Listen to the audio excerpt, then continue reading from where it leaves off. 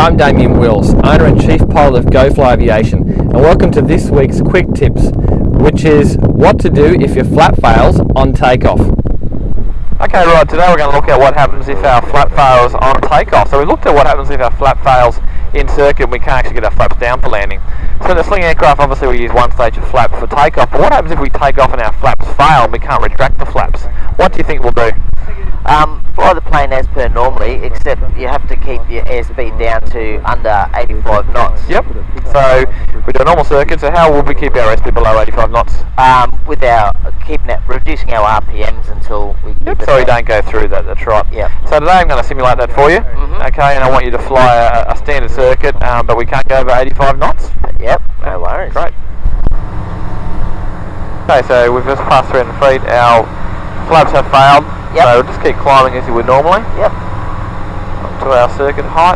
Yep. So 600. Start my turn, check right, centre, left. Yep. Yep, so you want to get your airspeed too low. Yep. So you keep it about 75 to 80 knots is a good airspeed. Yep. Make sure you level off. Turn there, check right, centre and left. As you can see, there's no real drama. No. No.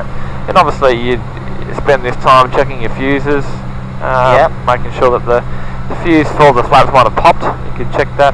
Yep.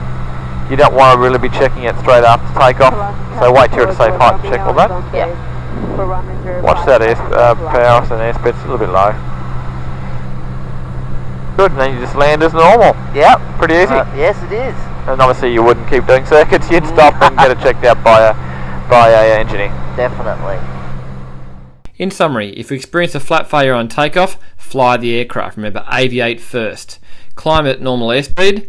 Once you level off on downwind, we use our power to keep our airspeed below the maximum flap extension speed, but enough power so we're not flying too slow. Check your circuit breakers if you have time. You might have a circuit breaker that's popped out. And then just conduct a normal approach and landing on that flap setting. Once you land, go and have the aircraft checked out by a licensed engineer. Once again, thank you for joining me for GoFly Quick Tips, and see you next week.